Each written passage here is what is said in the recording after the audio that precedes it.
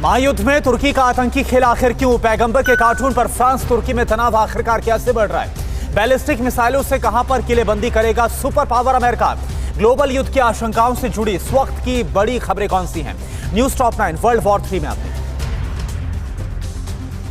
Nagorno Karabakh में Azerbaijan और Armenia के बीच चल रही जंग के बीच ईरान लगातार अपने बॉर्डर पर सैनिकों की संख्या बढ़ा रहा है। ईरान के बॉर्डर पर अजरबैजान और आर्मीनिया के सैनिकों की भीषण लड़ाई हो रही है। इस दौरान कई मिसाइलें ईरान के इलाके में भी आकर गिरी हैं। रूस के राष्ट्रपति व्लादिमीर पुतिन ने फोन पर तुर्की के राष्ट्रपति एर्दोगान से नागोर्नो काराबाख के हालात पर चर्चा की। पुतिन ने काराबाख में चल रही जंग में आतंकियों के शामिल होने पर चिंता जताई है। जंग में तुर्की पर अजरबैजान का साथ देने का आरोप लगा है।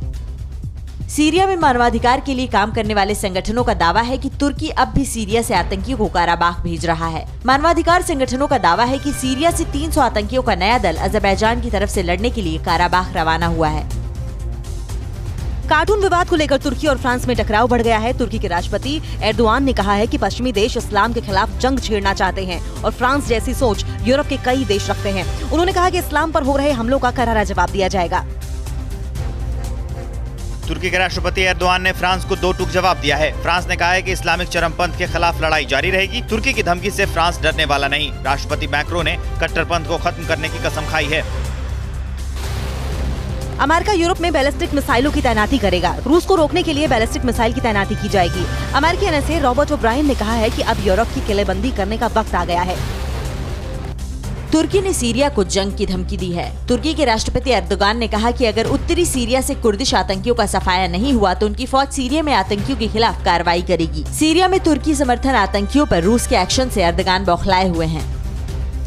अमेरिका से चल रही तनातनी के बीच ईरान ने नंताज न्यूक्लियर प्लांट का निर्माण शुरू कर दिया है। सैटेलाइट तस्वीरों में न्यूक्लियर प्लांट की साइट पर निर्माण के साथ कई तरह के उपकरण दिखाई दे रहे हैं। संयुक्त राष्ट्र की परमाणु एजेंसी को ईरान के इस निर्माण कार्य की जानकारी थी।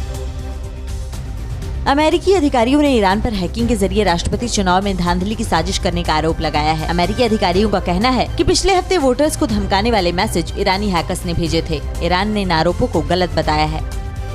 न्यूज टॉप 9 रोज सुबह 7 बजे और शाम 7 बजे सिर्फ TV9 भारतवर्ष पर।